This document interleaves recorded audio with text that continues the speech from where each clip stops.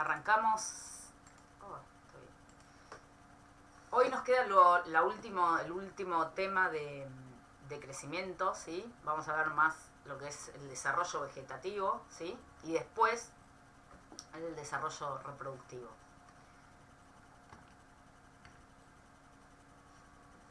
Para el desarrollo, en realidad para todo el ciclo de vida de las plantas, ¿sí? Pero en el desarrollo vegetativo es muy importante la luz, ¿sí? En las que están creciendo las plantas. ¿Y por qué es tan importante? Bueno, porque las plantas tienen distintos fotorreceptores, ¿sí? Que perciben distintas longitudes de onda, ¿sí? Si bien nosotros vemos, ¿sí? Esto acá tenemos distintas longitudes de onda de parte de la luz solar que llega a la Tierra, ¿sí? Nosotros, ¿sí? El ser humano ve de toda la luz que llega, ¿sí? O toda la irradiancia que llega del Sol, nosotros lo que vemos es lo que está entre los 400 y los 700 nanómetros, ¿sí? En esas longitudes de onda es lo que nosotros vemos, ¿sí? Más o menos en los 450 está el azul, ¿sí? En los 400, un poquito menos, está el violeta, ¿sí? Acá, por debajo de los 400 está la luz UV. Nosotros, por ejemplo, no vemos la luz UV, ¿sí? Después está el verde, el amarillo, el rojo. Y después está lo que se llama, después de los 700, el rojo lejano. Nosotros tampoco vemos rojo lejano, ¿sí? Nosotros lo que vemos es entre acá y acá. Las plantas pueden percibir lo mismo que nosotros y un poquito más, ¿sí? Las plantas sí tienen receptores que perciben la luz ultravioleta, por ejemplo, y también tienen receptores que perciben el rojo lejano, ¿sí? Entonces, mediante distintos fotorreceptores, ¿sí? Fotorreceptores son moléculas que tienen una parte que es una proteína y otra parte que es un cromóforo, que la parte del cromóforo es la que cambia, ¿sí? De conformación según la luz que recibe. Y entonces hay fotorreceptores específicos que cuando cambian de conformación el fotorreceptor es como que se activa o se desactiva, ¿sí? Entonces, depende de la luz que está percibiendo, se puede activar y disparar una señal.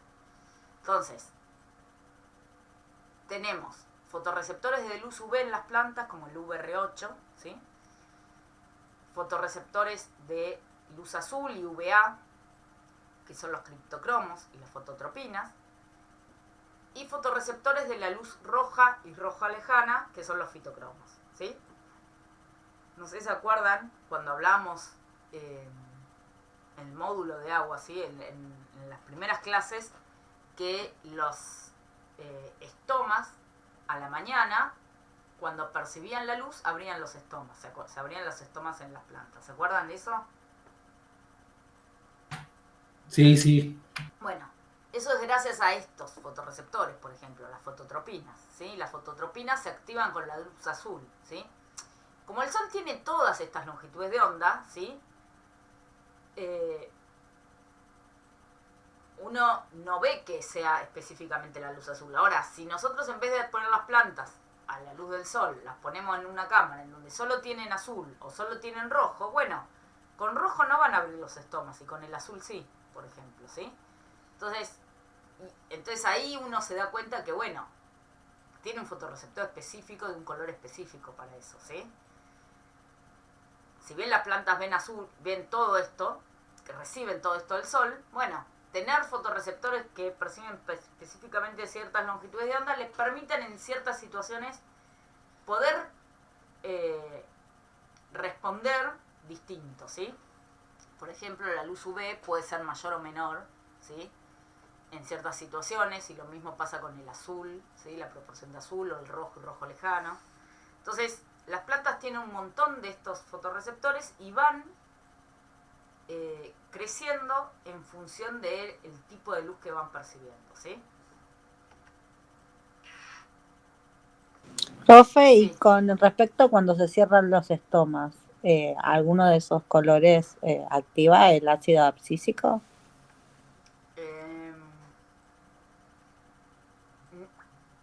No en términos términos, no sería como en Con que términos tenga que ver muy con generales, la no. fotoluminosidad, no, o sea, no tiene nada que ver.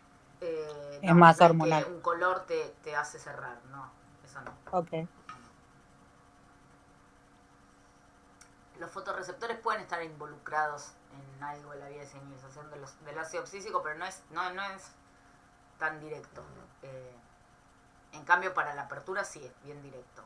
Las fototropinas perciben la luz azul y se dispara la apertura de los estomas. Ahora, lo que vamos a ver ahora en esta parte de la clase es que estos fotorreceptores, como por ejemplo las fototropinas, que las vimos para eso, las vimos cuando dijimos, bueno, abren los estomas, actúan en otras cosas, ¿sí? Vamos a ir viendo algunos de los ejemplos en donde actúan estos fotorreceptores, ¿sí? La clase pasada vimos el de, ¿se acuerdan de la relación rojo-rojo lejano?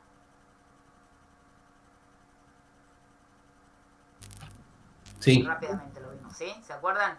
Y ahí son los fitocromos, ¿sí? Entonces, en germinación, los fitocromos son los que cuando las semillas estaban dormidas, ¿sí? Si estaban debajo de un canopeo, salían de esa dormición, ¿sí? Percibiendo la relación rojo-rojo lejano. Bueno, ahí en esa respuesta está el fitocromo. Y ahí estamos hablando de semilla. Hoy vamos a ver que el fitocromo está después también cuando es plántula o cuando la planta después es adulta, ¿sí?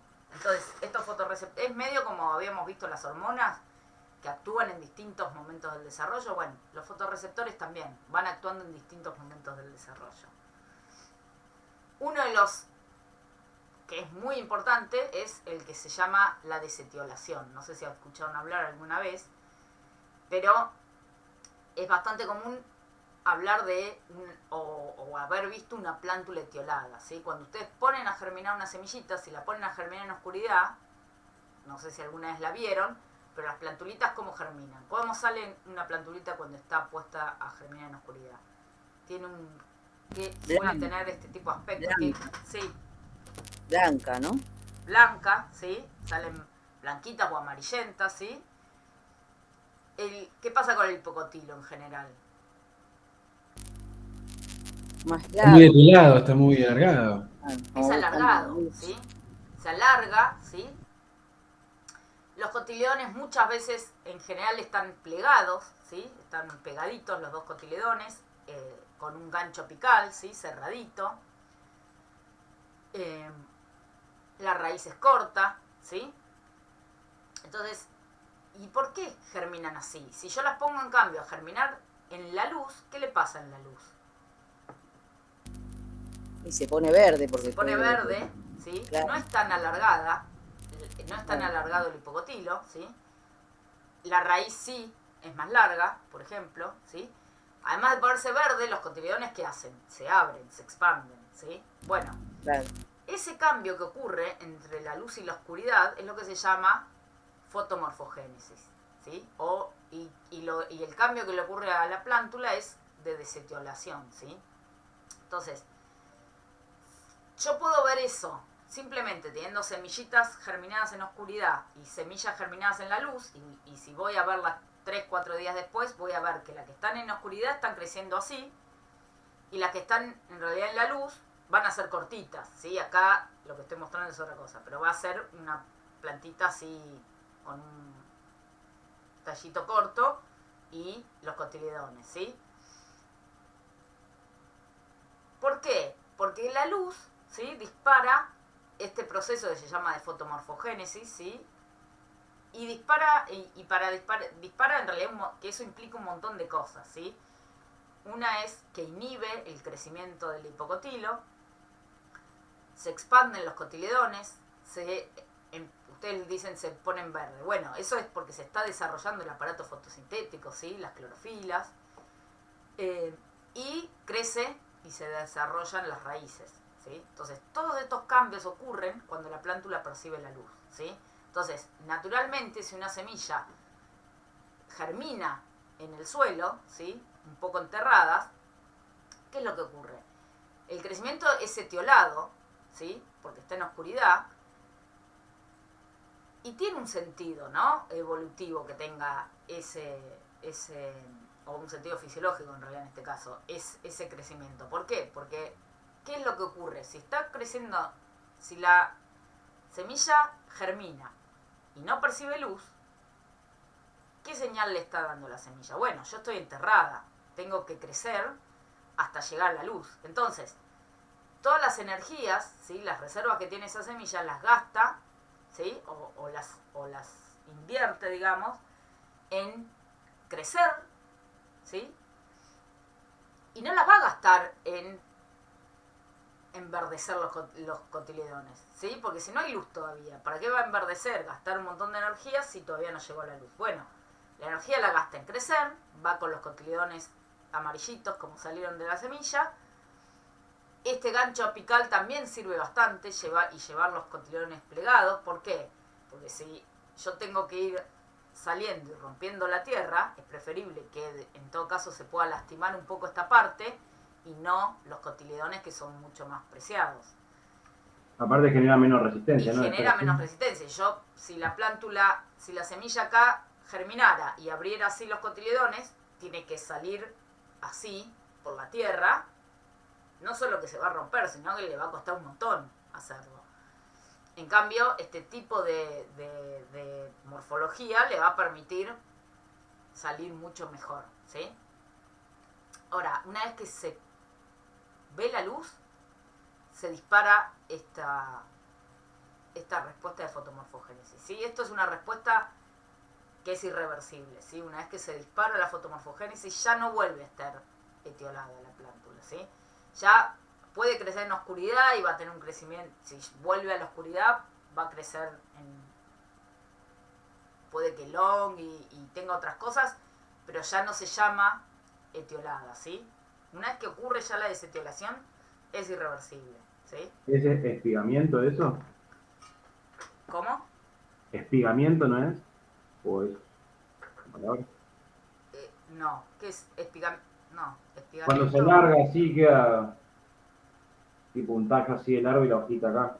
No sé, yo lo he visto como una planta espigada.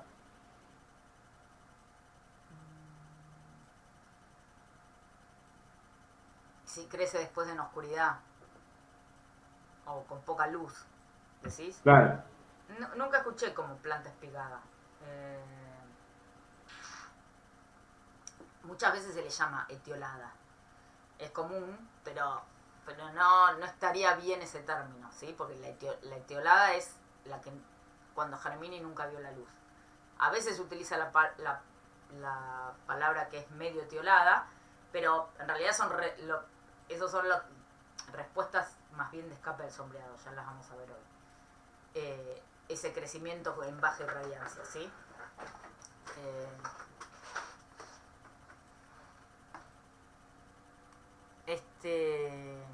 Pero no sería etiolación. Espigadas nunca las vi, nunca escuché. Puede ser que alguien use ese término. La verdad que no. Espigada me suena más a espiga de antesis, pero no sé. No, a veces es un uso, como se dice, común, mal utilizado, digamos. Sí, no. O capaz tal que vez tenga no que sé. ver con lo epigea, por el cotiledón, por que sale el cotiledón para afuera, de la semillita, hipogea y epigea. No tengo idea si viene de ahí el término. La verdad, no, puede ser, no sé. Bueno, pero igual eso es si cuando ya ocurrió la desetiolación, la fotomorfogénesis, después vuelve a quedar a oscuras un tiempo largo, bueno, ahí podemos tener que vuelve a crecer o cosas así. Pero en términos generales, en cuestiones generales, uno dice, bueno, la planta está etiolada y en cuanto ve la luz, ya se dispara la desetiolación, ¿sí? Y porque incluso si la plantulita sale al atardecer, ve unas horas de luz y después viene la noche, no importa, ya se dispara esta respuesta, ¿sí? Y al otro día ya va a estar probablemente bastante más desarrollado el aparato fotosintético, abriendo bastante los cotiledones, ¿sí? Esto lleva capaz 1 o 2 días, pero ya está disparada la respuesta, ¿sí? Entonces, para que ocurra esto, ¿qué necesitamos? Que la planta, ¿qué tiene que poder hacer la planta? Percibir la luz. Percibir la luz, ¿sí? ¿La luz qué viene a ser en este caso? ¿Una qué? Una señal. Es una señal. ¿Se acuerdan que nosotros decíamos, si hay una siempre que hay una señal que dispara una respuesta, tenemos que pensar que en el medio que tenemos Un receptor que un la receptor de esa señal. Bueno, cuando es un receptor de luz, tiene que ser un fotorreceptor, ¿sí? Si la señal es luz, los receptores los llamamos nosotros fotorreceptores, ¿sí? Que son receptores de luz. Bueno, en estas respuestas, ¿cuáles son los fotorreceptores que intervienen? Principalmente los criptocromos, que perciben luz azul y un poco de UVA, y los fitocromos, que perciben la luz roja y rojo lejano, ¿sí?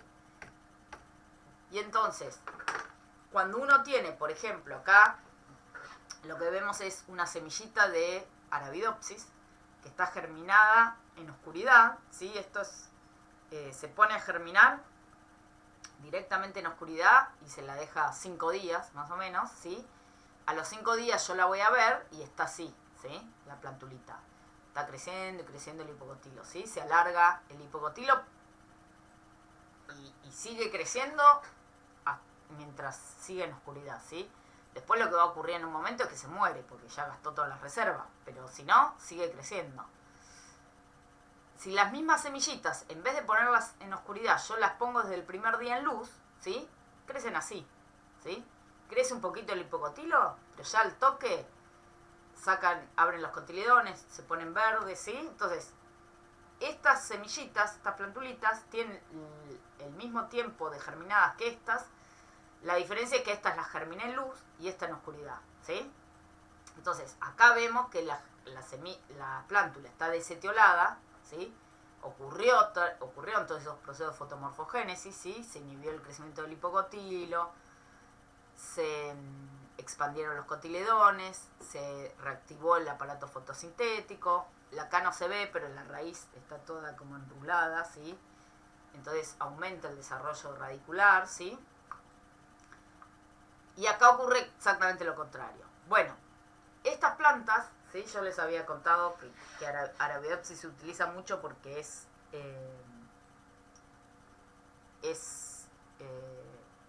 como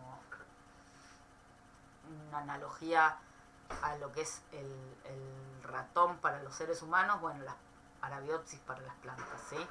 Se usa muchísimo en investigación porque es muy fácil de manejar, se tiene un montón de mutantes, y entonces es bastante fácil estudiar un montón de cosas, que en otras plantas capaz es más complicado, bueno. Y entre otras cosas tiene que ver con la cantidad de mutantes que uno puede tener de esta planta. Bueno, por ejemplo, existen mutantes de los fotorreceptores, ¿sí? Y entonces acá vemos una mutante. Arabidopsis tiene varios fotorreceptores de cada tipo, ¿sí? Entonces, de los criptocromos existen 2, criptocromo 1 y criptocromo 2. Y de los fitocromos existen 5. El A, el B, el C, el D y el E, ¿sí? Pero el fitocromo A y el B son los principales, ¿sí? Son los que tienen la respuesta más fuerte. Si uno ve qué ocurre cuando a la planta normal le saco los 2 criptocromos, ¿sí? O sea, la dejo sin criptocromo, pero esta sigue teniendo los fitocromos y las fototropinas y VR8, todos los otros fotorreceptores están en esta planta. Fíjense que esta planta que tiene es un poquito más larga, ¿sí? Cuando le saco los fitocromos principales, el A y el B, ¿sí? La planta es aún más larga, ¿sí? Y si le saco los principales fitocromos y los 2 criptocromos, fíjense que es bastante parecida, casi igual a la planta que está creciendo en oscuridad, ¿sí? Yo, si tengo la planta, ¿sí? Plantulitas de Arabidopsis, creciendo en luz, pero le saco los fotorreceptores, ¿sí? Le saco significa que está mutado y que la planta no tiene el fotorreceptor, ¿sí? Fíjense que crece muy parecido a como si estuviera en oscuridad, ¿sí? Casi con el mismo tamaño, ¿sí? Entonces, ¿eso que nos da una idea? Bueno, que estos fotorreceptores son los que disparan estas respuestas, ¿sí? ¿Se entiende? Entonces, esta desetiolación es iniciada por estos fotorreceptores. Y los 4 son importantes para esta respuesta, ¿sí? Fíjense que la importancia a veces, o la magnitud de la respuesta no es la misma, ¿sí? Los fitocromos, por ejemplo, tienen más impacto sacar los fitocromos que los criptocromos. Pero igual es importante los criptocromos, pues fíjense que si yo saco solo los fitocromos, crece esto, y si yo saco fitocromos y criptocromos, crece todo esto. Entonces, bueno, ahí veo que los 4 son importantes, ¿sí? Acá no están por separados, pero también hay un montón de estudios hechos sacando solo de A1, ¿sí? Sacando de A3, hay todas las combinaciones que quieran. Entonces, esta respuesta, ¿sí?, de desetiolación ocurre gracias a que las plantas tienen estos fotorreceptores, ¿sí? Los fotorreceptores son de algún modo como los ojos de las plantas, ¿sí? Si vos los sacás, las plantas quedan ciegas a la luz, ¿sí? ¿Se entiende como el concepto?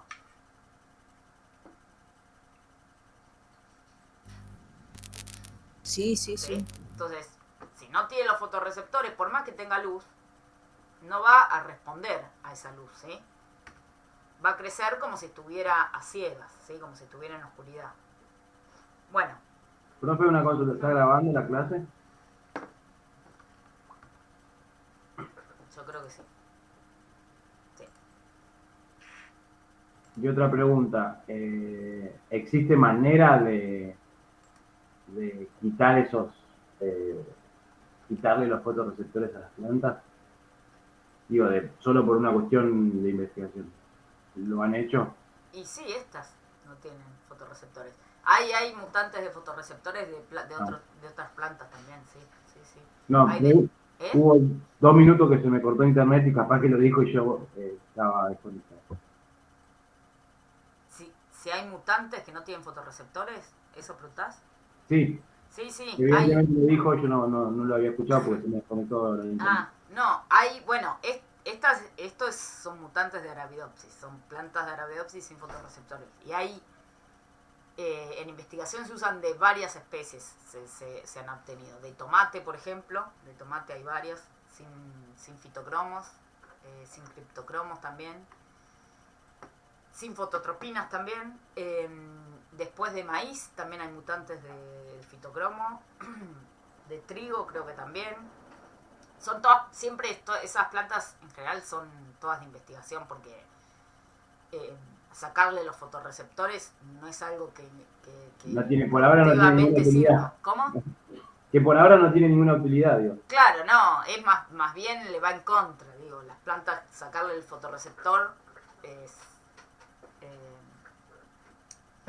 le juega en contra casi siempre, digo, no es que no te va a aumentar la producción de nada sacándole el fotorreceptor. Entonces todas esas plantas se usan simplemente para fines de investigación. Pero sí hay mutantes de estos fotorreceptores, hay varias plantas mutantes.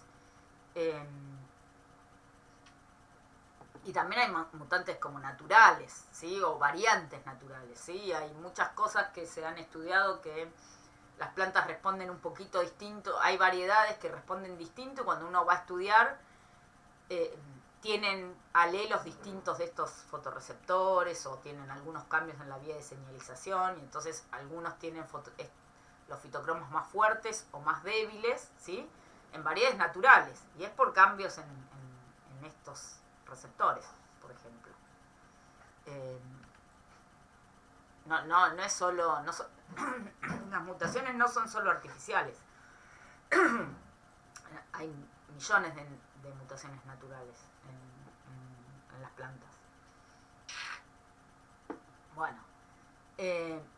Entonces, la idea es, hoy vamos a ir viendo distintos tipos de respuestas, ¿sí? Que van ocurriendo, pueden ocurrir en distintos momentos del ciclo de vida de las plantas durante el crecimiento de la planta. El fototropismo, ¿sí? Una respuesta es esta de la desetiolación, ¿sí? La fotomorfogénesis sería la respuesta, ¿sí? Que es simple, que es cuando la plántula se está desarrollando, ¿sí? Y está desarrollándose en oscuridad y de golpe pasa a ver la luz. Bueno, ocurre todo este cambio en donde están implicados los criptocromos y los fitocromos, ¿sí? Y donde ocurren todos estos cambios. Bueno, después hay otras cosas que pueden o no ocurrir. Por ejemplo, el crecimiento, o que también van a ocurrir, que es el crecimiento, por ejemplo, hacia la luz, ¿sí? El fototropismo. No sé si alguna vez les pasó de tener una plantita en el interior de la casa, ¿sí? En algún lugar que está cerca de una ventana, y ven que las plantitas pareciera que van hacia la luz. No sé si alguna vez les pasó. Sí. Bueno, eso es porque tienen esta respuesta que se llama fototrópica, ¿sí? Que es un crecimiento, ¿sí? El fototropismo positivo es cuando el órgano crece hacia la luz, ¿sí? También existe el fototropismo negativo, ¿sí? Que es crecer en contra de donde viene la luz. Las raíces tienen un fototropismo negativo en general, no todas, ¿sí? Hay algunas especies que no, pero en general la mayoría tiene fototropismo negativo. Y los tallos y las hojas suelen tener fototropismo positivo, ¿sí? ¿Por qué se da eso? Bueno, porque lo que ocurre, ¿se acuerdan que la clase pasada hablamos de las auxinas? Las auxinas, ¿qué hacían? Sí. Las auxinas eran unas hormonas que promovían el crecimiento, ¿se acuerdan? Sí. Sí. Sí, Bueno. profe. Lo que se vio es que en esta respuesta de fototropismo participan, por un lado, un fotorreceptor, ¿sí? Como siempre dijimos, cualquier respuesta que tenga que ver con la luz, tenemos que tener un fotorreceptor metido en el medio, ¿sí? Capaz no sabemos cuál es, pero hay uno. ¿Qué fotorreceptor está en esta respuesta? ¿Cuál se imaginan que puede ser? ¿Fototropina? Las fototropinas, ¿sí? Las fototropinas, que son las que disparaban la apertura de los estomas, bueno, están en la respuesta fototrópica y en realidad cuando las descubrieron en esta respuesta de por eso les pusieron fototropinas, ¿sí? Porque las descubrieron estudiando el fototropismo, ¿sí? Después encontraron que además también, por ejemplo, dispara la apertura de los estomas, pero ya le habían puesto este nombre. Entonces, ¿qué es lo que ocurre? Cuando uno tiene luz que viene, olvidémonos de esta parte, luz que viene de arriba, ¿sí? Sin lo que se llama sin un estímulo unilateral, ¿sí? O sea, yo tengo la plantulita acá y la luz viene de arriba y entonces a este costado y a este costado le llega más o menos la misma luz, ¿sí? Ahí, cuando uno ve la distribución de las auxinas, ¿sí? Esto se ve con unas plantas que son transgénicas, que es como un sistemita que permite ver dónde están las auxinas, ¿sí? Entonces, lo que se ve, las auxinas están en la parte celeste, ¿no? Lo que se ve es que las auxinas están cuando la luz viene de arriba y entonces a ambos lados del tallito le llega la misma luz, las auxinas se desparraman más o menos parejo de ambos lados. Y entonces el tallito está creciendo, ¿sí? Va creciendo parejo hacia arriba porque crecen los dos lados por igual, ¿sí? Lo que se vio es que cuando la luz no viene de arriba, sino que viene de un solo costado, ¿sí? Y entonces ahí tenemos un estímulo que es lateral, unilateral, ¿sí? Y por ejemplo, yo tengo la luz, en este ejemplo, desde acá, ¿sí? Lo que se ve es que lo que ocurre en la planta es que ocurre un gradiente de luz primero, ¿no? Entonces, la plántula, ¿sí? En este caso es una plántula, es un hipocotilo, pero si es una planta adulta pasa lo mismo en el tallo. En este hipocotilo o en este tallito lo que uno ve es que la luz no le llega a la luz por igual. Le va a llegar más luz del lado de donde viene la luz que del otro, ¿sí? Entonces hay un gradiente de luz. Ese gradiente de luz genera un gradiente de activación de fototropinas, o sea, las fototropinas se van a activar más del lado donde recibe más luz que de donde recibe menos luz. Y lo que hace eso es que las fototropinas generan un gradiente de auxinas y envían las auxinas hacia la cara que está menos iluminada, ¿sí? Entonces, cuando uno ve acá esto en detalle, fíjense que se pone celestito del lado donde queda oscuro, digamos, y la parte iluminada de este hipocotilo tiene muy pocas auxinas, ¿sí? Acá, en este caso, en donde la luz venía por igual de ambos lados, fíjense que hay auxinas de ambos lados del hipocotilo. Profe, en la que está la luz alterada, la luz estaría viniendo desde la derecha, digamos. De La luz viene de la derecha, sí. Ah, pensé que estaba de arriba y digo, está yendo al No. revés. Okay. Nosotros tenemos luz así, ¿no? Acá está la luz. Y acá, en este, la luz es así. ¿Sí? ¿Se entiende? Sí, sí. Entonces, acá la luz que percibe de ambos lados es parecida. Acá, en cambio, no. Acá hay poca luz y acá hay más luz. Bueno, la planta lo puede percibir eso, gracias a que existen estas fototropinas que se activan diferencialmente y envían a las auxinas a la cara que tiene menos luz. ¿Qué es lo que ocurre entonces? Las auxinas, dijimos hace un ratito, promueven el crecimiento. Entonces lo que ocurre es que estas células que quedan de este lado crecen más que las que quedan de este lado. Y entonces, como esto va creciendo y esto queda cortito, el hipocotilo o el tallito se va doblando, ¿sí? ¿Se entiende cómo funciona? Sí, claro, claro. Estas Sí, células, sí, sí. estas Perdón, crecen, pero- estas quedan cortitas y entonces se dobla. Y así es como ocurre esta respuesta fototrópica. Y uno tiene que la planta, acá son plantulitas, pero fíjense que acá, bueno, acá medio chiquitas también, pero uno lo ve también en plantas adultas esto, ¿sí? O sea, las auxinas hacen que las mandan para, o sea, el gradiente de auxinas hace que el costado que tiene menos luz crezca más para poder doblarse. Sí, eso Eso es lo que sería, pasa. ok. Eso es lo que pasa. Las auxinas van hacia la cara menos iluminada y eso hace que las células crezcan más de ese lado y entonces eso físicamente, digamos, genera que se doble el tallo. Y eso es lo que nos ocurre, ¿sí?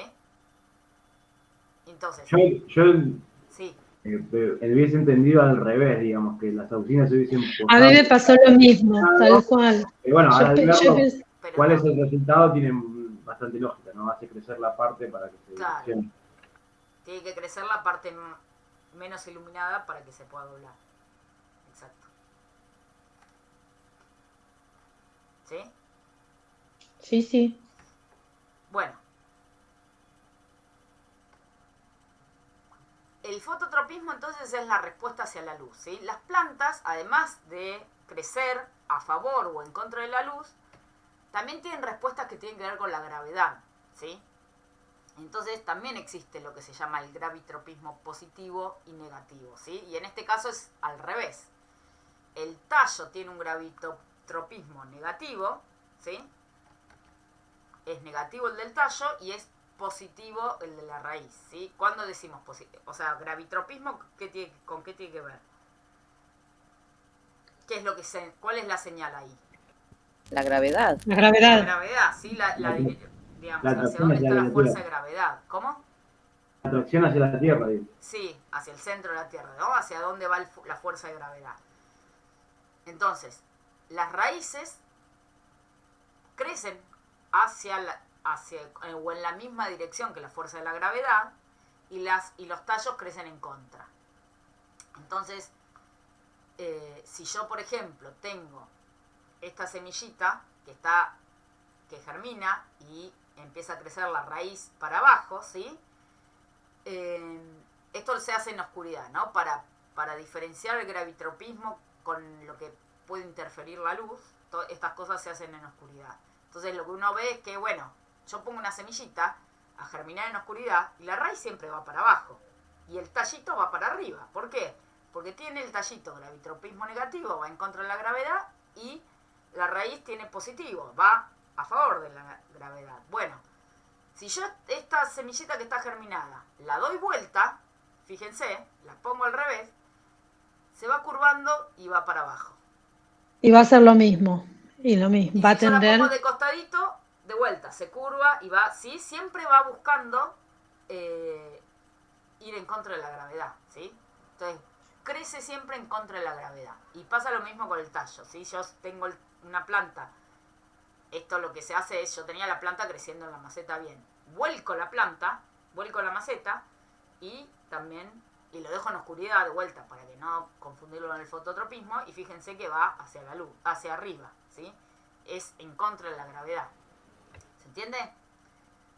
Sí, profe, yo hace poquito, con las semillas, como yo estoy con el cannabis, suelo germinar bastante, vi que una técnica era la germinación vertical, o sea, en vez de ponerlo, suelen ponerse en un tupper o en algo cerrado con papel, ponerlo en un folio, ¿sí? Sí. Digamos, y dejar el folio parado.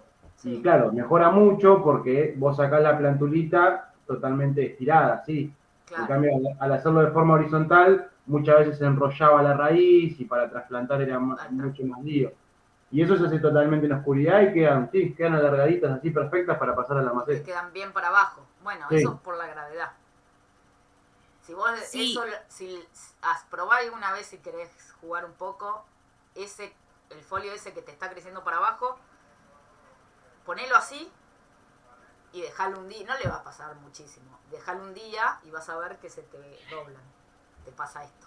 No, me pasaba cuando lo hacía con la forma horizontal que las raíces empezaban a enrolar o bueno, no tenían, Claro. después para trasplantar en un lío. Sí, pero digo, si uno lo hace con que apenas están saliendo, se ve perfecto, que uno las ve así, vos las girás, incluso en unas horas capaz podés llegar a ver que ya empieza a doblarse. Sí, Para ver sucede cómo rápido. dobla. La germinación es ciertamente rápida, ¿no? Sí. Se puede visualizar, quiero decir, uno puede mirar la germinación a la mañana y después al final del día y notas terrible diferencia. Sí, esto hay que hacerlo, las hay que poner y ya si las ves que están saliendo en la raíz, dejar que salgan un poquito y al toque dar las vueltas, porque si no ya, sí. Y esto también son a través de receptores de la Esto, gravedad. sí. Los receptores, hay una teoría, no está casi bastante comprobada, que tiene que ver con que la forma en que percibe lo que sería el receptor, la forma en que percibe la gravedad tiene que ver con los cúmulos de almidón. En las vacuolas, ¿sí? En las células hay...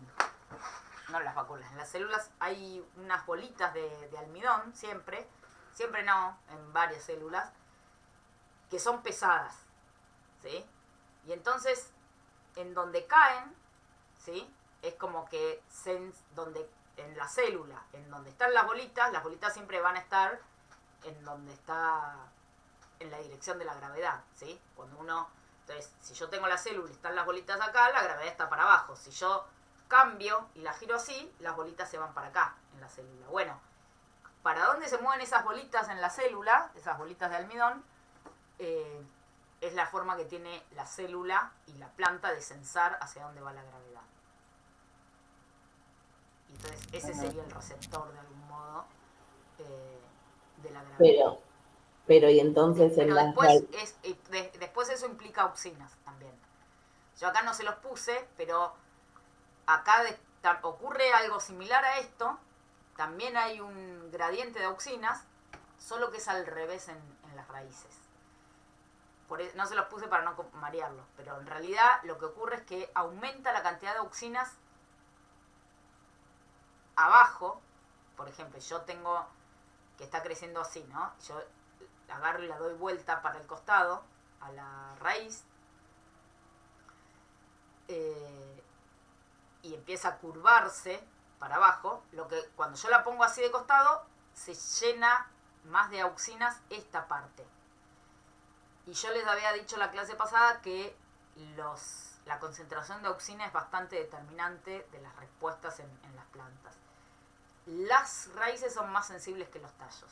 Y entonces lo que ocurre es que un aumento de auxinas acá en la raíz no promueve el crecimiento, sino que lo inhibe. Y entonces la respuesta, lo que ocurre es lo mismo. El lado contrario crece más, pero no porque tiene más auxinas, sino porque no está inhibido el crecimiento porque tiene menos auxinas. Y acá que hay más auxinas se inhibe. ¿Se entiende? Ok, profe, déjelo. Confunde, por eso no se los puse, porque, digamos, confunde un poco, es simpático porque se usa lo mismo, pero da la respuesta inversa, ¿sí? Acá hay más auxinas abajo y lo que ocurre es que se inhibe. Y como eso confunde un poco, no lo quise contar, pero eso pasa. También tiene que ver con las auxinas, pero acá no es un fotorreceptor el que está implicado porque es otra la señal, ¿sí? Pero bueno, quédense con esta, ¿sí? Con esta de auxinas, si no vamos a meter ruido. Pero sí, hay otro tipo de receptor, no es un fotorreceptor, ¿sí? Bueno, dominancia apical. Vamos viendo distintas cosas, ¿sí? ¿Qué es la dominancia apical? El crecimiento, ¿sí? En el cual el ápice principal crece, ¿sí? Y de algún modo inhibe a las yemas laterales, ¿sí? ¿Cómo se ve? ¿Por qué se ve que existe dominancia apical? Bueno, si yo corto, ¿sí? el ápice, lo que veo es que las yemitas estas, de donde no salía ninguna ramita, empiezan a brotar, ¿sí? No salía ninguna hoja, empieza a brotar. ¿Por qué brota? Porque yo le corté el ápice, ¿sí? Entonces, ¿qué es lo que ocurría? El ápice me estaba inhibiendo estas yemas, ¿sí? ¿Están de acuerdo? Puede ser que ahí que también cuando uno corta esa parte, también hay una hormona que empieza Sí. a distribuirse para los otros lados. No me acuerdo cómo se llama, pero También me acuerdo de haberlo auxinas. leído. Las son auxinas. auxinas participan en esta respuesta de dominancia apical. Cuando uno corta el ápice y si yo corto el ápice, lo que veo acá es, bueno, estas yemas, ¿sí? Que estaban acá dormidas, se despiertan de algún modo. Se despiertan, ¿sí? Sale la ramificación de algún modo. Bueno, si yo corto y le pongo acá un capuchoncito con auxinas, siguen dormidas. Entonces, ahí lo que se demostró es que, bueno, que el ápice de algún modo estaba enviando auxinas, ¿sí? Para mantener dormidas a esas yemitas, ¿sí? Entonces son las auxinas las que se producen en el ápice es lo que mantienen la dominancia apical. Porque yo saco el ápice y dejo auxinas y sigo teniendo las yemas dormidas, ¿sí? Si saco el ápice sin auxinas, se despiertan las yemas, pero si saco el ápice y le pongo auxinas, se duerme, se mantiene dormido, ¿sí? Entonces, esa dominancia apical, ¿sí? Está promovida por las auxinas, ¿sí? Y después hay hormonas que hacen lo contrario, que promueven la ramificación, ¿sí? Como por ejemplo las citoquininas, ¿sí? Las citoquininas son reguladoras positivas de la ramificación. Y entonces cuando uno le pone citoquininas, ¿sí? Por ejemplo en este ejemplo, lo que obtenemos son plantas mucho más ramificadas, ¿sí? Acá están los controles, ¿sí? Sin citoquininas y acá están con citoquininas, ¿sí? Y después acá en esta le pusieron citoquininas y gibrelinas para que además se promueva el crecimiento. Pero eso dejémoslo aparte. Acá las plantitas sin citoquininas y con citoquininas, fíjense cómo se promueve la ramificación, sin necesidad de estar podándola, ¿sí? Entonces, las auxinas inhiben la ramificación o promueven la dominancia apical, las citoquininas participan al revés en aumentar la ramificación, ¿sí? Probablemente acá, cuando uno corta el ápice, además de sacarse encima a las auxinas, también se dispare de algún modo la producción de citoquininas en la planta, ¿sí? Y después hay otra hormona más que también inhibe la ramificación, que se llama estrigolactona, ¿sí? Esto no es tan conocida en general, ¿sí? Las citoquininas se utilizan bastante, ¿sí? Muchas veces se utilizan en floricultura para esto, para promover la ramificación, ¿sí? Es más común hacerlo mediante la poda, ¿sí? Cuando la poda se utiliza mucho, entre otras cosas, para esto, ¿sí? Para que ramifique más y para tener Mayor follaje. mayor follaje y cosas más, plantas más achaparraditas, más redonditas, ¿sí? Sin tanta dominancia apical. Se hace mucho con poda, pero también muchas veces se pone citoquinina, ¿sí? Las dos cosas ayudan a eso. La estrigolactona, creo que no se usa tanto. Bueno, igual inhiben en un punto, pero entonces la estrigolactona es otra hormona, ¿sí? Que inhibe la ramificación, ¿sí? Acá lo que vemos en realidad no es la aplicación de la hormona, sino existen plantas mutantes, por ejemplo, de arroz, ¿sí? Esto es una plantita de arroz, y esta es una plantita de arroz que es mutante de estrigolactona, y fíjense que, es deficiente, ¿sí? Es mutante de una enzima que produce estrigolactona, esta plantita produce menos, y fíjense que ramifica mucho más que este arroz. Y acá vemos lo mismo con plantitas de arveja, ¿sí? Plantitas de arveja salvaje y plantitas de arveja deficientes en estrigolactona, fíjense que también son mucho más ramificadas, ¿sí?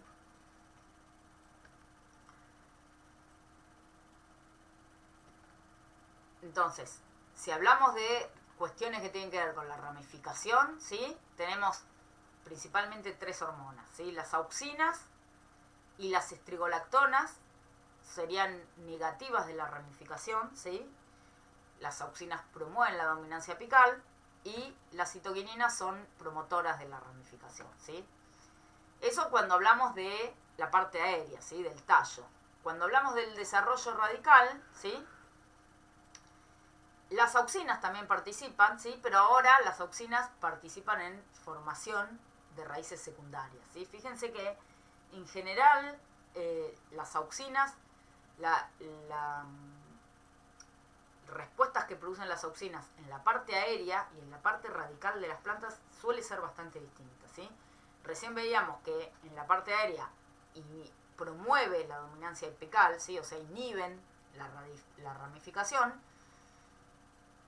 y en las raíces no, aumentan las raíces secundarias, que viene a ser el paralelo, digamos, a la ramificación, ¿sí? Aumentan también las raíces adventicias, ¿sí? Entonces es bastante común usar auxinas para enraizar, ¿sí? Kiva es un producto que a veces se compra, que es una auxina sintética, ¿sí? Y acá lo que vemos es tallitos, ¿sí?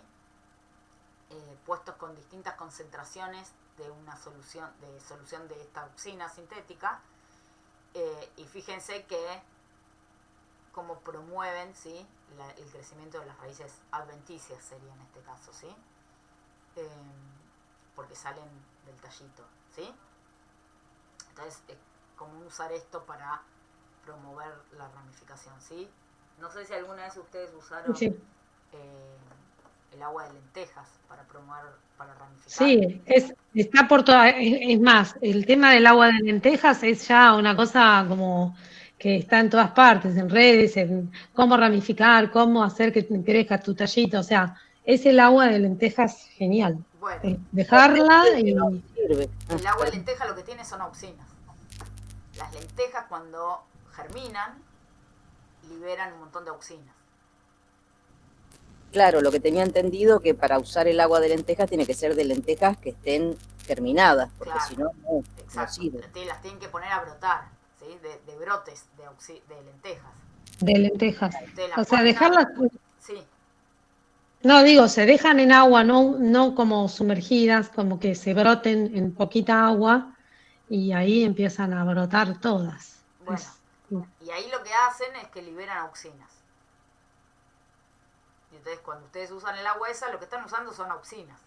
Lo que pasa es que es un modo casero y súper barato. Mucho más barato que comprar la hormona sintética.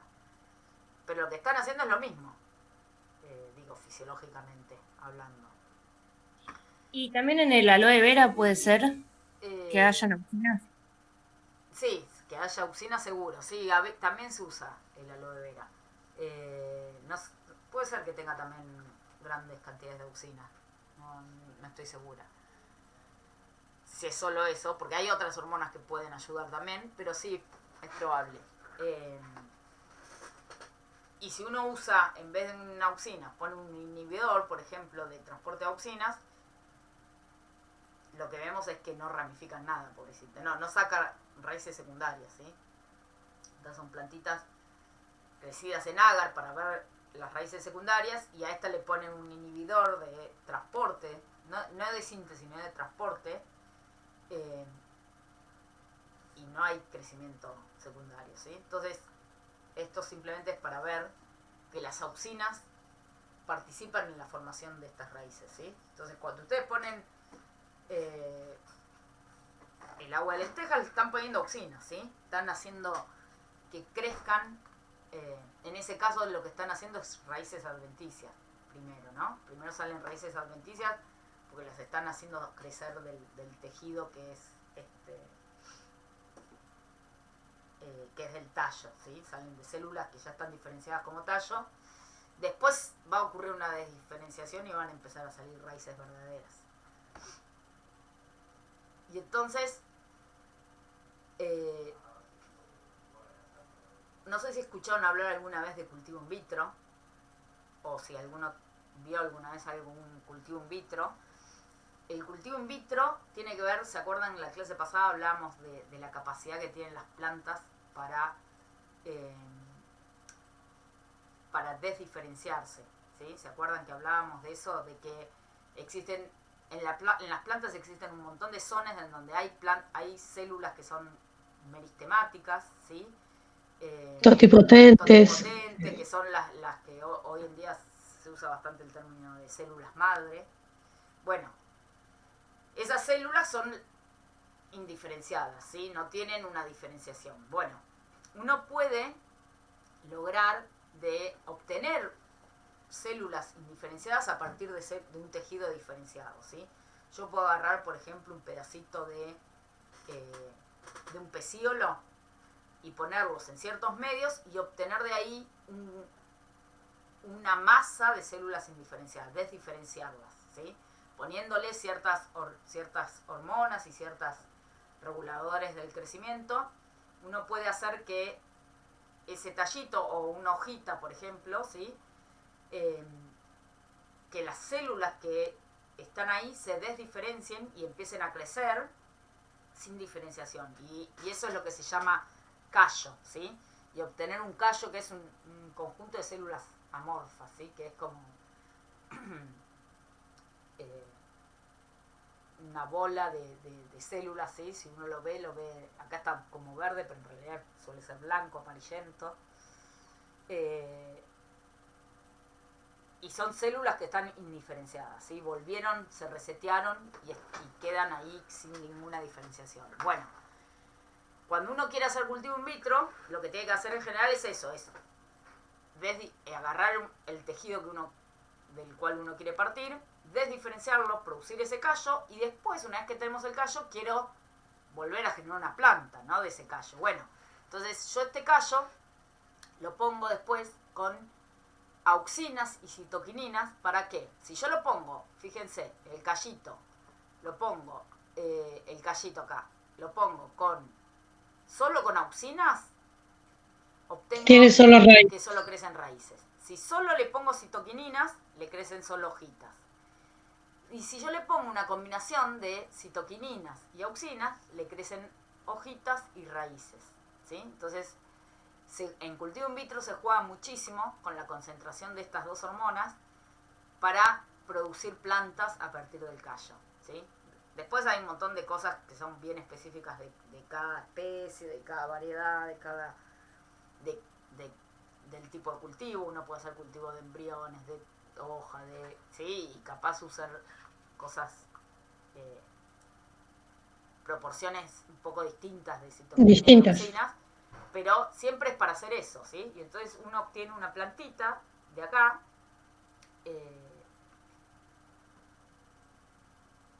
a partir del juego de hormonas que uno hace, ¿sí? Entonces, el cultivo in vitro se usa, por ejemplo, cuando uno quiere hacer una transgénica, ¿sí? Entonces, en donde uno hace un callo, transforma estas células y después sacas una planta y entonces ya la planta sale transgénica. Eso es una de las utilidades, pero también se utiliza muchas veces, por ejemplo, para sacarse encima virus, ¿sí? Cuando uno pasa por cultivo in vitro, muchas veces uno se libera de los virus que pueda tener la planta madre y sacar plantitas sanas, ¿sí?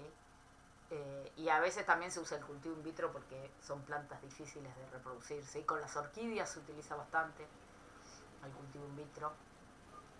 Profe, perdón, ¿puede repetir lo que dijo con respecto a cuando son transgénicas, que no entendí cuál era el motivo por el cual se usaba el in vitro? Cuando uno quiere hacer una planta transgénica, ¿sí? Vos tenés que transformar, vos querés que todas las células, ¿se acuerdan que yo les decía que todas las células de una planta son idénticas, ¿no? Bueno, vos querés, cuando la haces transgénica, les ponés un pedacito de un gen, ¿sí? Para eso se utiliza una bacteria, ¿sí? Un agrobacterium se llama, que es la que se usa para que meta ese pedacito de gen que uno quiere meter. Independientemente de eso, vos necesitas que toda la planta tenga ese cambio, ¿sí? Todas las células. Bueno, uno tiene que ir hay otros métodos, pero en general se va a callo porque vos te asegurás, vos en realidad ahí transformás. Y entonces un montón de células van a tener el gen y un montón no. Y después las haces estas plantitas salen de una célula, ¿sí? Y entonces vos vas a tener distintas plantitas de cada célula, ¿sí? Esto vos cuando lo transformás lo ponés en un medio con el antibiótico de selección, ¿sí? Y entonces solo va a crecer cuando lo que está transformado. Entonces vos ahí te asegurás que la plantita que te crece es solo la que es transgénica, porque cuando se le mete un gen se mete también una resistencia a un antibiótico. Puede ser otras cosas, pero lo más común es un antibiótico o un herbicida. Entonces uno selecciona así las plantas transgénicas. Si quieren más detalles, después podemos charlar aparte un día de cómo se hacen transgénicas. Lleva un montón de tiempo explicarlo bien. Y no me quiero desviar tanto, pero para hacer transgénicas, en la mayoría de los casos se utiliza esto, ¿sí? Arabidopsis, por ejemplo, no hace falta esto. En Arabidopsis se hace un método que se llama floral dipping, que es simplemente ponerle la bacteria esta a las semillitas, a las inflorescencias, cuando están en los primeros estadios de la inflorescencia, ¿sí? Antes de que se abran. Y entonces ahí la bacteria va y transforma el embrioncito que se está armando, entonces transforma en realidad el óvulo, y entonces ya ahí la planta entera va a ser transgénica, ¿sí? Uno después junta las semillas y listo.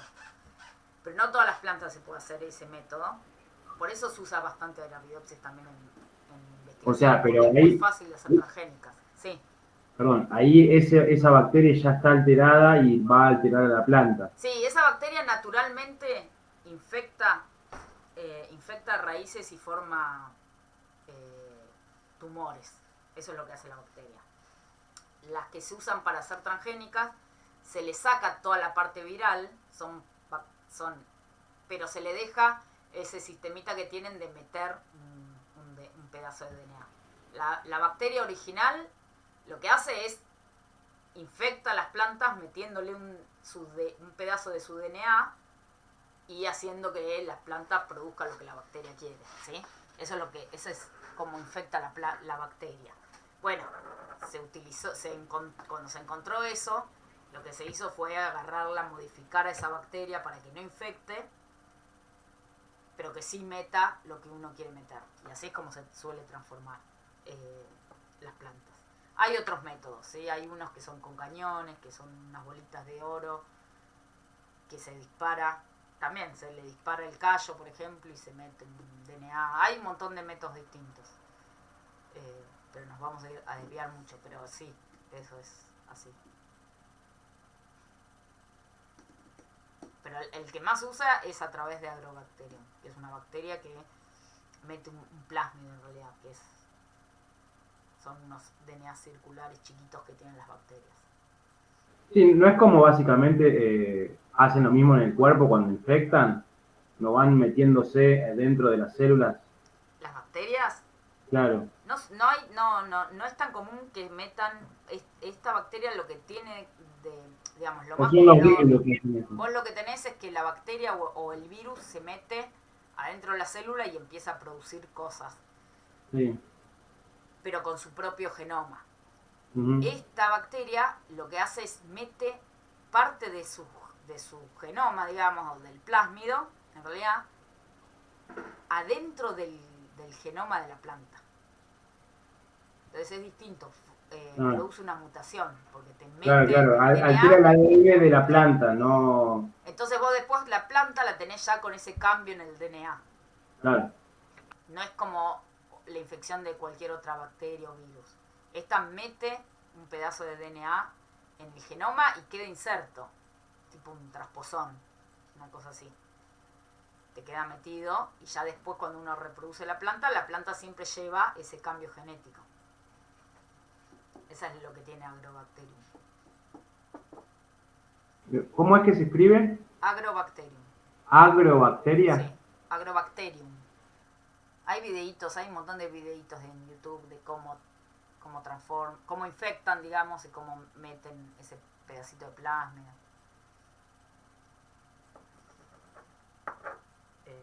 Bueno, y ese es como el método más utilizado en general, ¿sí? ¿Les metemos pata? ¿Seguimos? Sí. A ver pues cómo vamos. Tratemos de llegar a floración. Si podemos. ¿Sí? Bueno.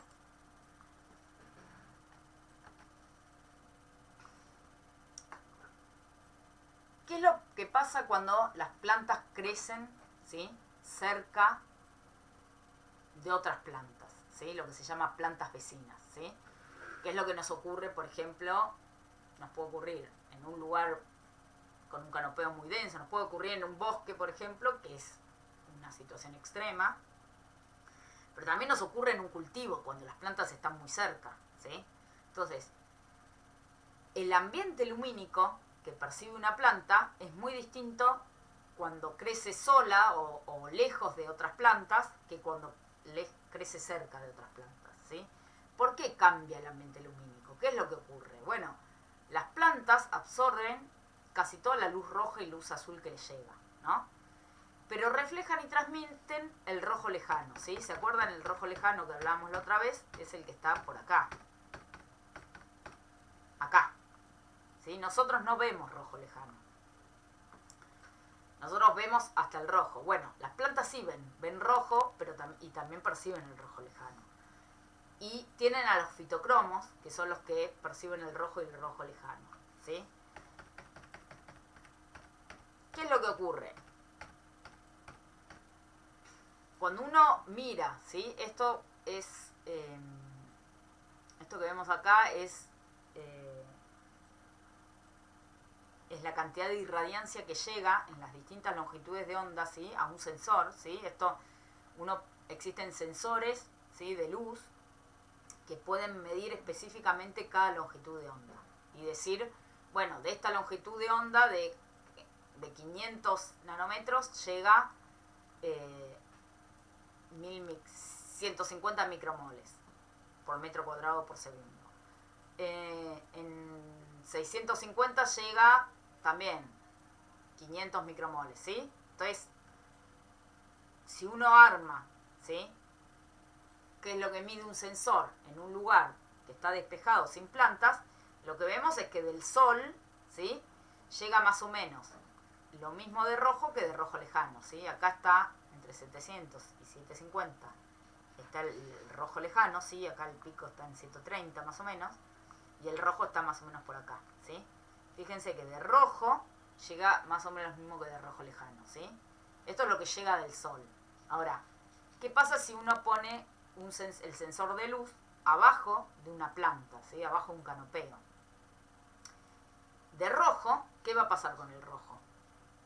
Si yo tengo una hoja ahora arriba del sensor, ¿qué es lo que hace esta hoja una hoja verde? ¿Va a estar qué? Absorbiendo la luz roja y la luz azul, ¿o no? Sí, ¿Por qué la hacer el rojo absorbe? y refleja el rojo lejano. Claro. ¿Por qué absorbe la luz roja? Porque tiene el receptor. No, el fotorreceptor la percibe los cambios, pero no es el fotorreceptor el que la absorbe. ¿Quién la absorbe?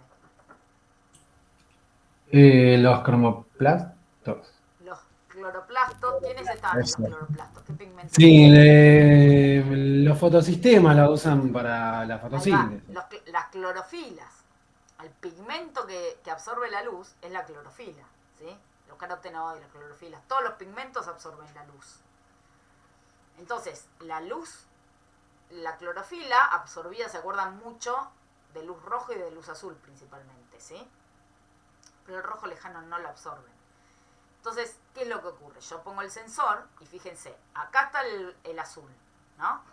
Del azul tengo mucho menos. Y del rojo también tengo mucho menos, ¿sí? Las clorofilas absorben casi todo. Fíjense, acá está el verde. Del verde no absorben tanto, ¿sí? Absorben más del azul y del rojo, ¿sí? Por eso nosotros vemos a las plantas verdes, ¿sí? Porque las plantas un poco no absorben todo el verde, un poco lo reflejan, ¿sí? Bueno, reflejan mucho más rojo lejano. Fíjense todo lo que hay de rojo lejano.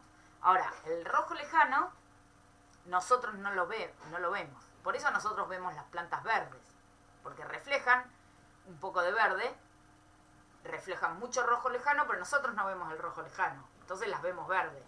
Ahora, otra planta percibe que está cerca de otra planta, principalmente porque ve el rojo lejano, ¿sí? O esa relación rojo-rojo lejano. También puede percibir la relación azul-verde las plantas, pero no es tan fuerte como esa respuesta al rojo lejano, ¿sí? Entonces, ¿qué es lo que ocurre cuando estamos en un canopeo? El ambiente lumínico cambia, ¿sí? La cantidad de rojo y azul que le llega a una planta que está debajo de un canopeo es mucho menor y la cantidad de rojo lejano es mucho mayor, ¿sí? Entonces, la relación rojo-rojo lejano cambia, ¿sí? ¿Se acuerdan que lo habíamos visto la otra vez? Que es la proporción entre rojo y rojo lejano me cambia la conformación del fitocromo. El fitocromo, que es el fotorreceptor, se activa, está activo cuando hay mucho rojo, y cuando hay poco rojo y mucho rojo lejano, se inactiva, ¿sí? Existe una serie de respuestas que se llaman respuestas de escape al sombreado que ocurren cuando el fitocromo se inactiva, ¿sí? Entonces, cuando las plantas perciben que están cerca de otras plantas vecinas, ¿sí? ¿Cómo perciben? Porque perciben este cambio de luz entre la luz roja y rojo lejano, se dispara una serie de respuestas, ¿sí? Se inactiva el fotorreceptor, el fitocromo B, y se dispara el crecimiento del tallo, aumenta la dominancia apical, ¿sí? Aumenta también el crecimiento de los pecíolos, ¿sí? Algunas plantas se acelera la floración, ¿sí? Entonces, todas estas respuestas son las que en su conjunto se llaman respuestas de escape al sombreado, ¿sí? Probablemente ustedes vieron muchas veces estas respuestas, que las plantas están más alargadas, ¿sí? Pueden estar un poco más amarillentas también, ¿sí? Y todo eso tiene que ver con estas respuestas de escape al sombreado, ¿sí? Acá, en estos tratamientos, no las ponen con otras plantas. Lo que hacen es crecerlas en cámaras de luz que tienen baja relación rojo-rojo lejano, ¿sí? Entonces, acá comparamos cómo es cuando está con alta relación, ¿sí? Alta relación en realidad es una relación de más o menos 1, que es la relación que tiene el sol, ¿sí? La luz del sol. Fíjense que del sol viene más o menos la misma cantidad de rojo que de rojo lejano. ¿Sí? ¿Se entiende? Sí. Sí, Uy, esto es rojo. Y esto acá es rojo lejano. Fíjense que lo que ocurre en sombra, que el rojo baja y el rojo lejano no. ¿Sí? Entonces, si uno dice cuánto hay de rojo dividido el rojo lejano, acá tengo más o menos 1. ¿Están de acuerdo? Porque hay más o menos lo sí, mismo de rojo lejano. Acá, en el canopeo, la relación rojo lejano es mucho menor a 1. ¿Sí? Puede ser, por ejemplo, 0,1, 0,5. ¿Sí? Todas estas relaciones, 0,1, ¿qué significa? Bueno, tengo 10 veces más de rojo lejano que de rojo. ¿Sí? Bueno, todas estas relaciones la planta las puede percibir como una señal de sombra, ¿sí? Y incluso, no vamos a entrar en el detalle, pero las plantas pueden percibir si está muy muy sombreada o un poco sombreada, ¿sí? Distingue este 0,1 de este 0,5. Y responde mucho más fuertemente, por ejemplo, si está en 0,1 que si está en 0,5, ¿sí? Bueno, eso le permite a la planta como ir creciendo dependiendo del ambiente lumínico en el que está creciendo. Entonces, cuando uno tiene las plantas muy muy cerca, vamos a ver que las plantas tiran este tipo de respuestas, ¿sí? Se alargan más, pueden florecer antes, ¿sí? Y esto es lo que nos ocurre en altas densidades, por ejemplo, ¿sí? ¿Estamos? sí. ¿Sí? Sí, lo que Bueno, sucede. Es como decir, sería como pensar esto, ¿no? Que uno ve las plantas y es como pensamos que buscan desesperadamente la luz, en definitiva, y por algún lugar la planta se estira como un las chicle. plantas compiten entre sí Claro, y y compiten por la exacto. luz, ¿sí? Ciertamente la competencia Estas son respuestas de competencia es por la luz. de competencia, Sí, claro. exacto. Sí, es así.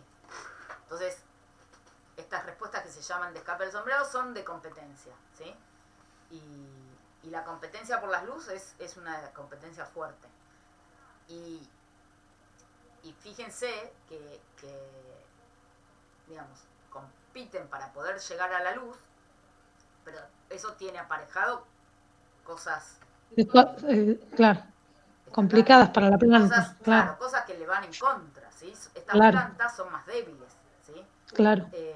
Por ejemplo, estas plantas, hay gente que estudia cuántos recursos destina, ¿sí? Cuando está en competencia y cuando está en defensa, por ejemplo, ¿sí? Y lo que se vio es que destinan menos recursos para defensa de patógenos cuando están compitiendo por luz. Entonces son más susceptibles al ataque de patógenos las plantas que están así en este tipo de respuesta de escape al sombreado que las plantas que crecen con buena disponibilidad lumínica, ¿sí? Entonces tiene varias estas respuestas de escape del sombreado tienen varias cuestiones que son desventajosas, pero bueno, la planta compite para alcanzar la luz, ¿sí? Es un balance entre las dos cosas. Y eso es, entonces, tiene que ver con esto que yo les decía recién. La forma activa del fitocromo, ¿sí? Se obtiene cuando hay altas cantidades de rojo, ¿sí? Y si lo que tenemos es mayor cantidad de rojo lejano, se inactiva, ¿sí? Y entonces, si está activo o inactivo, ocurren o no las respuestas de escape del sombreado. Entonces, lo que ocurre es que cuando el fitocromo está activo, todas estas respuestas están inhibidas, ¿sí? Y la planta crece así, sin responder a vecinas, ¿sí? Crecen en ese crecimiento más normal, por decirlo de algún modo. Ahora, cuando están debajo de un canopeo, ¿qué es lo que ocurre? La proporción de rojo lejano aumenta, el fitocromo se inactiva y entonces esta inhibición deja de existir y se disparan las respuestas de escape del sombreado. ¿Sí? Sí. Eso es lo que ocurre con las plantas vecinas, ¿sí?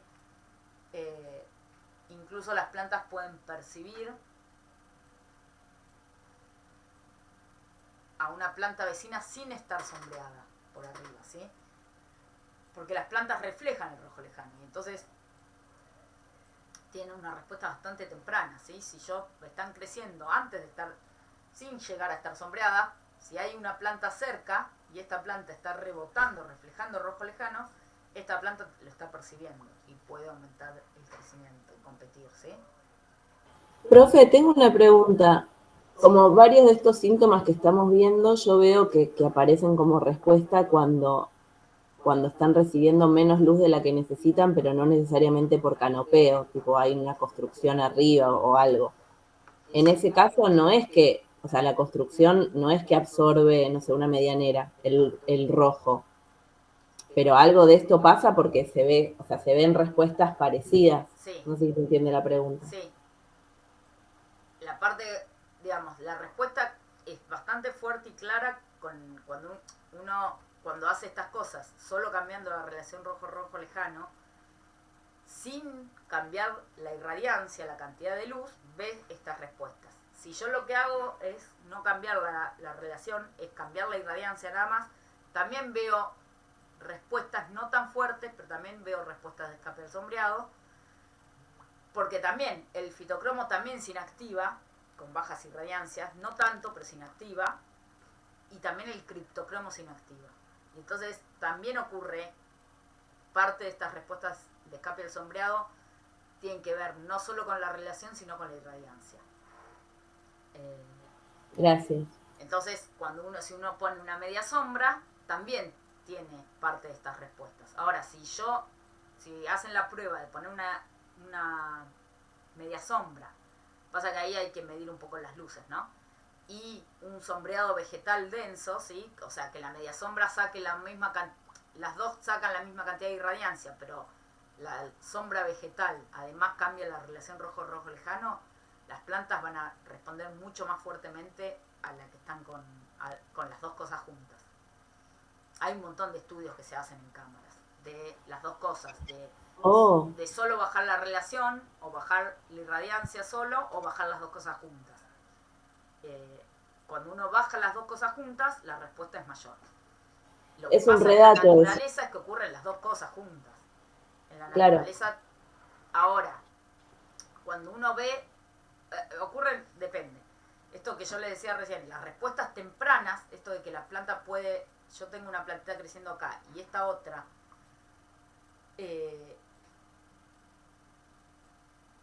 si todavía está creciendo al costado, si todavía no la sombrea, la irradiancia va a ser alta en las dos. Y la planta va a responder a la relación rojo-rojo lejano, porque solo percibe el cambio, el rojo lejano está reflejando del lado. Entonces, esa respuesta temprana no se va por baja irradiancia. Ahora, si la planta viene creciendo ya sombreada, debajo de un canopeo, a esa planta le llegan dos informaciones. Una es el cambio de relación rojo-rojo lejano y el otro es el de irradiancia. Las dos cosas promueven inactivan al fitocromo. Y en ese caso también se inactiva el criptocromo por baja irradiancia. ¿Se entiende? Entonces, las dos cosas ocurren. Pero en la naturaleza pueden ocurrir por separado. Levantar la mano. ¿Sí? Pensé que era alguien para entrar. ¿Se entiende? En la naturaleza puede ocurrir que baje la irradiancia y baje la relación rojo-rojo lejano, la planta responde a ambas cosas, que solo cambie la relación rojo-rojo lejano porque solo está percibiendo una planta vecina cercana, pero todavía no está sombreada, entonces no le baja la cantidad de luz que le llega. O eso pasa en un cultivo, cuando uno pone los cultivos que ven como se mueven las hojas, por ejemplo, o que ponen la posición de las hojas más erectas, bueno, eso es antes de que estén sombreadas, pero ya perciben las plantas cercanas. Y puede ser solo que baje la irradiancia o solo baje la relación. O sea, las tres cosas pueden pasar por separado. Las plantas responden a las tres cosas, esa respuesta de escape del sombreado es a las tres cosas, pero la más fuerte es la de la relación rojo-rojo lejano. Por eso a las tres cosas juntas. Sí, alguien iba a apuntar algo. Sí, me quedé pensando, porque es una práctica capaz no tan habitual en viverismo, pero en agroecología sí, de pensar, no sé, en un cultivo donde hay posibilidades de poner alguna trepadora, ya sea una leguminosa, una curcubitácea, como de en el verano aprovechar eso para generar un poco de sombreado. Y en ese caso no sería un problema, o sea, no lo ve como planta vecina porque ese sombreado está bastante alto. O sea, no sé si esa sombra vegetal No, sí, es está... probable que sí lo vea como planta vecina. Ah, Lo que pasa es que a veces es costo-beneficio. Vos podés tener un poco de costo porque estás disparando respuesta de escape del sombreado, pero puede que no sean tan fuertes, porque puede que tengan buena disponibilidad de luz igual, pero a veces tener a las plantas en un suelo totalmente desnudo, con mucha irradiancia, puede ser bastante perjudicial de que se te queme la planta, ¿sí? Del exceso de luz.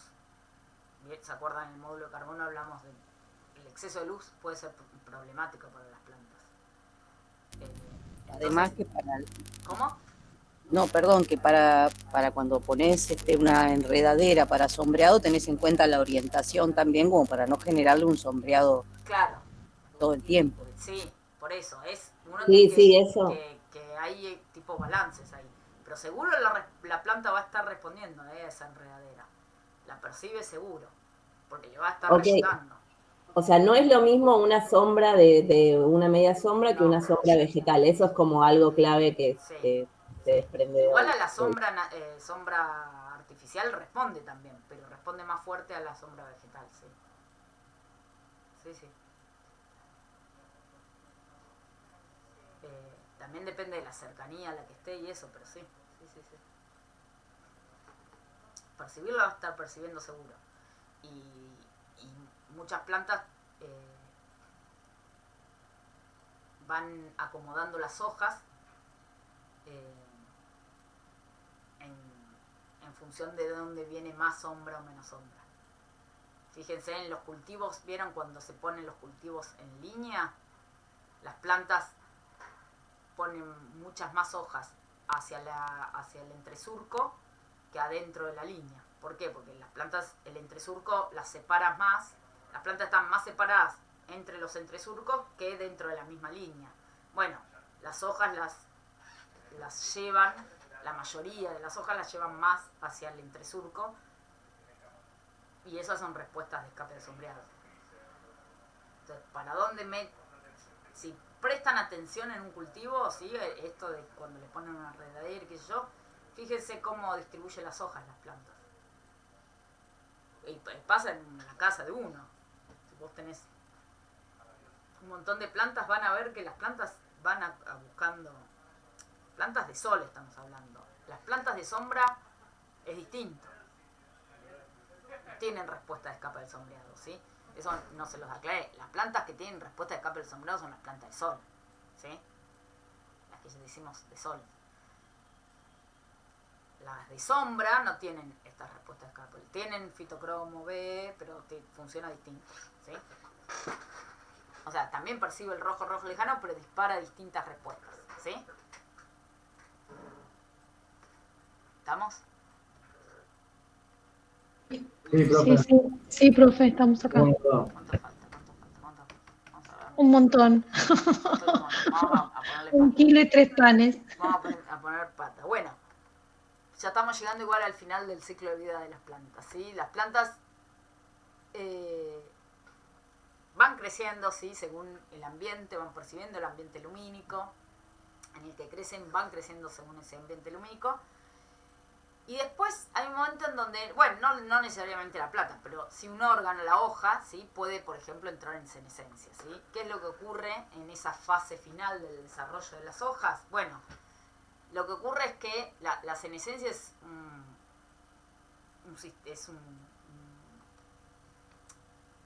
está programada, ¿sí? No es algo que pase al azar, ¿sí?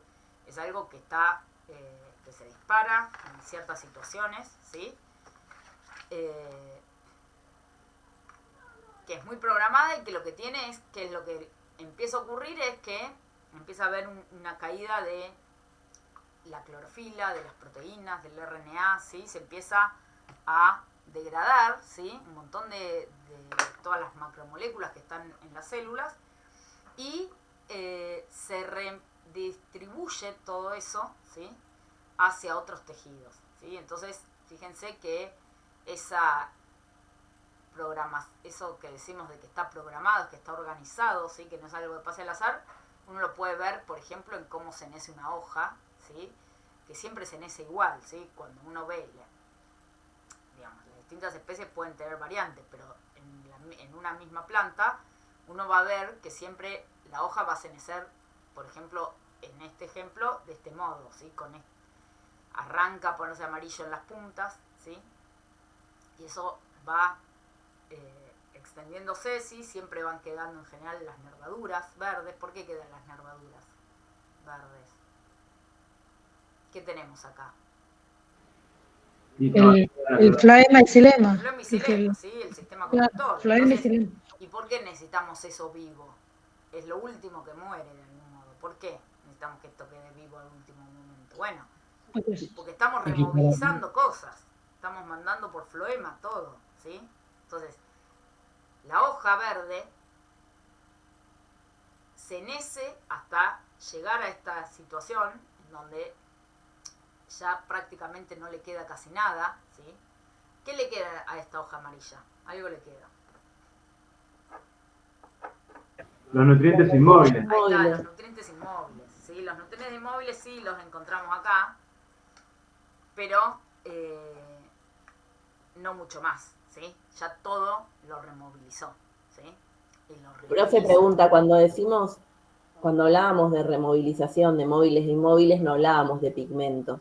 O sea, ¿la clorofila también se removiliza o esa se pierde? Sí. Pero no la contamos como un nutriente, o sea, es un pigmento, pero se removiliza.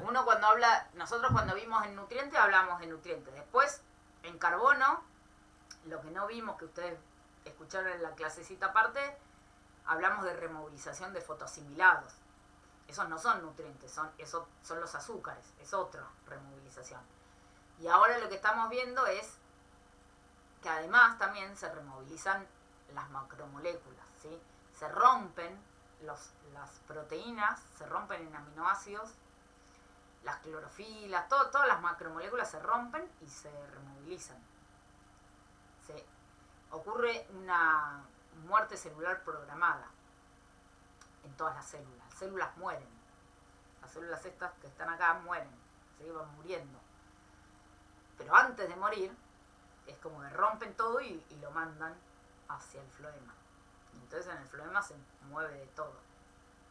No solo nutrientes. El floema lleva de todo. Lleva aminoácidos, nutrientes, fotoasimilados, pedazos de cosas. Virus también van por el floema, ¿sí? Proteínas. Hay un montón de cosas que viajan por floema, ¿sí?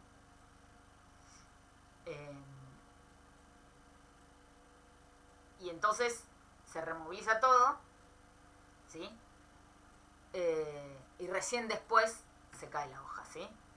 Esta senescencia, que es tan programada, está controlada por la planta, ¿sí? Está controlada genéticamente, hay genes que participan, ¿sí? En esta muerte celular, ¿sí?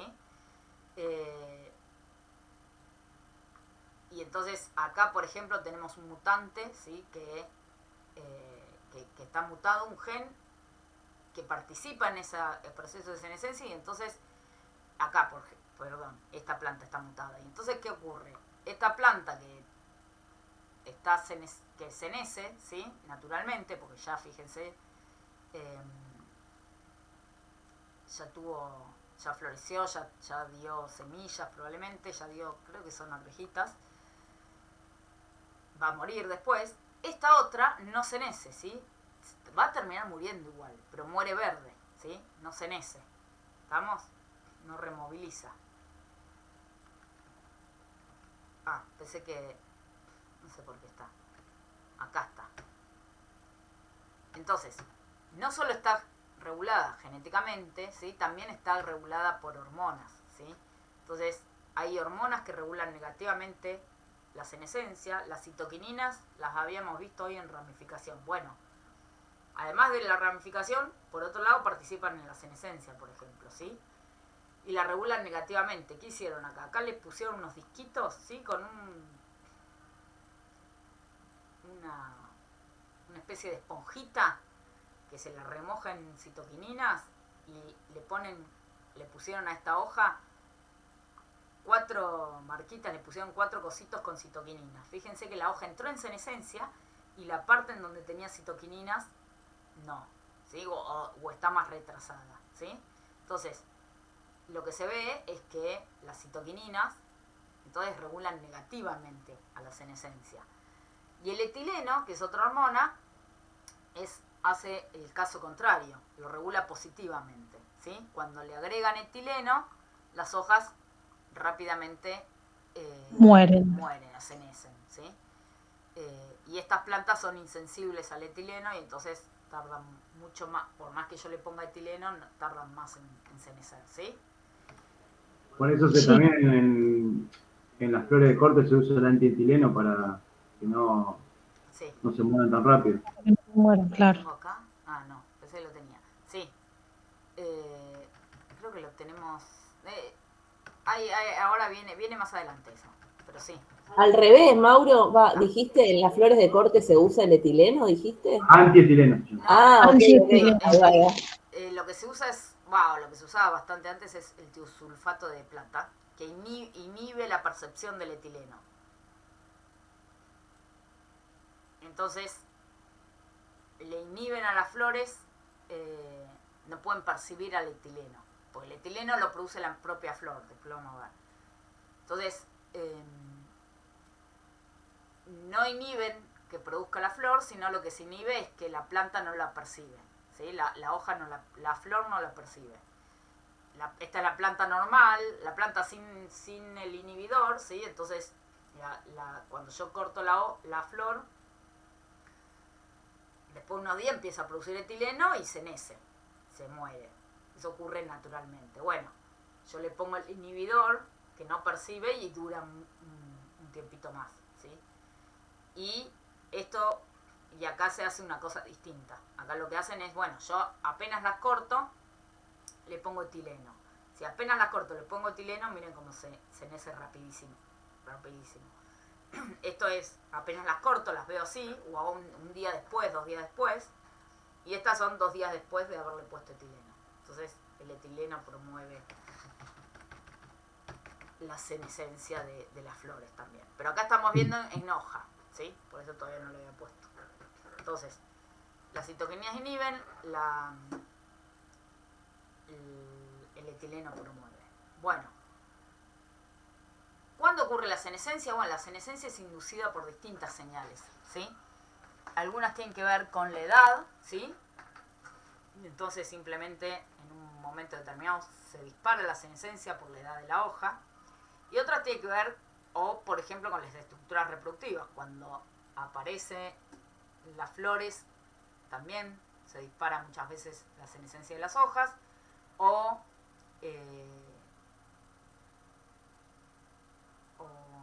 nada. Esas son como señales endógenas, son como las 2 señales que promueven la senescencia, ¿sí? Una es la edad y la otra es la estructura reproductiva. Pero después hay señales que tienen que ver con el ambiente, que también inducen la senescencia, ¿sí? Y muchas veces la aceleran, ¿sí? Hay una hoja que, bueno, tarda un mes en senecer, ¿sí? Porque el ciclo de vida de la hoja es de un mes más o menos. Si está en sequía, senece a los 15 días, ¿sí? Entonces la sequía acelera la senescencia, la deficiencia de nitrógeno también, el sombreado vegetal también, ¿sí? El sombreado no solo de plantas vecinas, el propio también, ¿sí? Las hojas basales se van quedando sombreadas por la propia planta y van entrando en senescencia, ¿sí? Altas temperaturas también aceleran la senescencia, muchas veces los patógenos producen senescencia, ¿sí? En realidad es como sistema de defensa que tienen las hojas, ¿sí? Disparan la senescencia y eso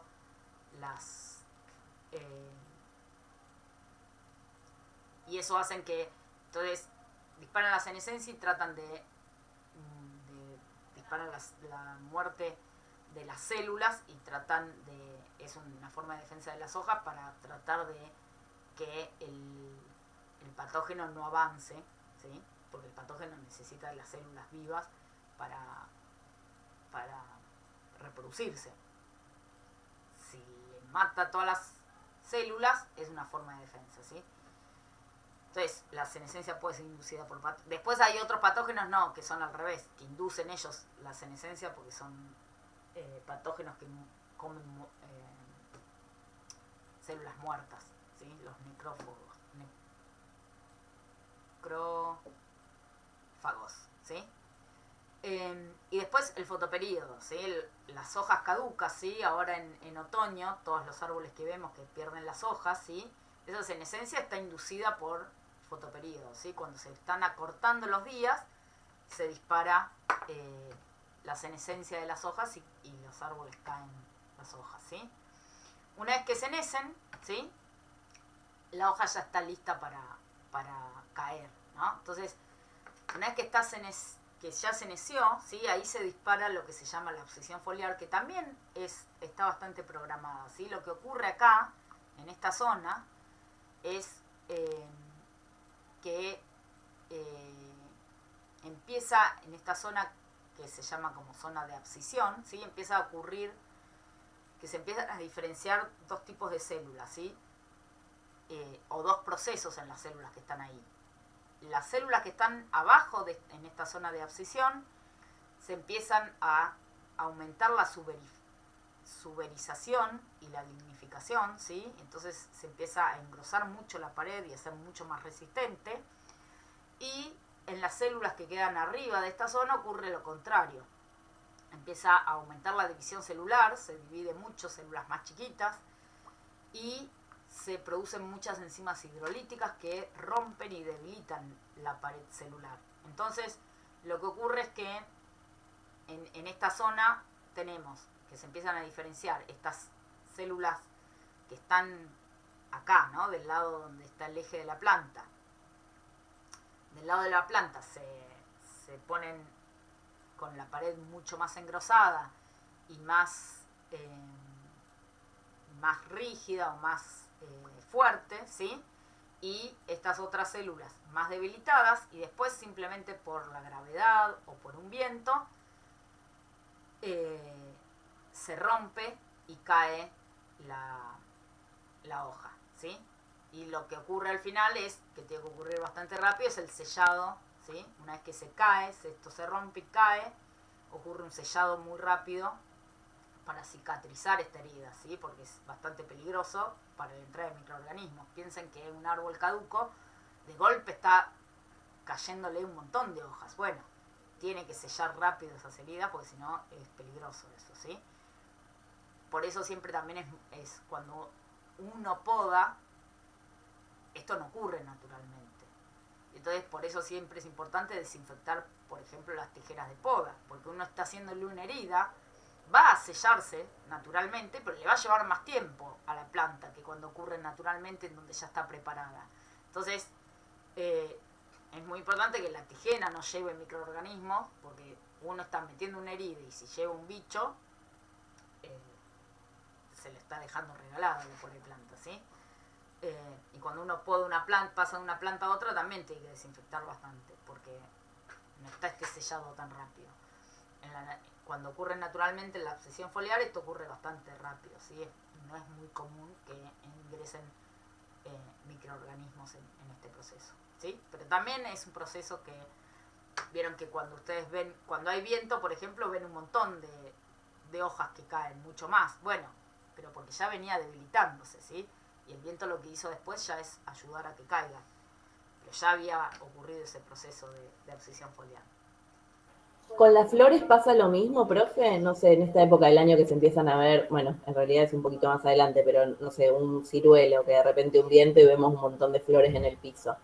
También es que el árbol dice, bueno, todas estas flores no van a poder formar fruto y empiezan a Las hacer flores semillas. cenecen. Ah, vos decís las que no están fecundadas, las que no Sí, o sea, cuando que algunas... ocurre la fertilización, lo vamos a ver ahora más adelante, pero cuando ocurre la fertilización se promueve la senescencia de las flores. Por eso en general en floricultura se suelen usar variedades infértiles, porque cuando se te poliniza cuando ocurre la polinización y empieza a crecer el fruto o la semilla, se promueve la senescencia de las flores. Los pétalos entran en senescencia, mueren y caen. Eso es lo que ocurre en frutal cuando ves que cuando se polinizan, caen todas las hojas, todas las flores. Pero es por la polinización eso. Ya está listo para dar el fruto, Claro. ya entra en otro proceso. Claro, ahí ya está, ya la flor Terminó. dejó de cumplir su función. La función de la flor en general tiene que ver con atraer a los polinizadores. Una vez que ocurre la polinización y se fecunda, se dispara la senescencia de las flores, se removiliza, todo eso va a parar al fruto que está empezando a crecer y ya la flor cae, porque ya no tiene sentido la flor. La función de la flor es atraer al polinizador. Una vez que ocurre la polinización, Ya está. claro. Por eso en floricultura, que nosotros no queremos eso, nosotros lo que queremos es que tenga flores, se suele usar plantas que no Sean infértiles. son infértiles en general, la mayoría. No todas, pero... Y eso te hace que dure más la flor. Más la flor. De todos modos, termina ceneciendo, pero ya es un proceso más de edad, no lo dispara la fecundación. Bueno, la abscisión foliar también está controlada por hormonas, ¿sí? Simplemente las auxinas inhiben la abscisión foliar y lo que ocurre es que cuando la hoja entra en senescencia disminuyen los niveles de auxina, empiezan a aumentar los de etileno y eso promueve la abscisión foliar. Entonces es promovida por el etileno la abscisión foliar e inhibida por auxinas, ¿sí? Simplemente eso, ¿sí? Entonces el etileno regula positivamente la abscisión foliar, ¿sí? Yo acá tengo unas plantitas que son insensibles a etileno y no se les caen nunca las hojas, ¿sí? En cambio estas ya perdieron todas las hojas, ¿sí? Bueno, hacemos un recreíto, ¿les parece? Sí, profe, puede ser. Bueno.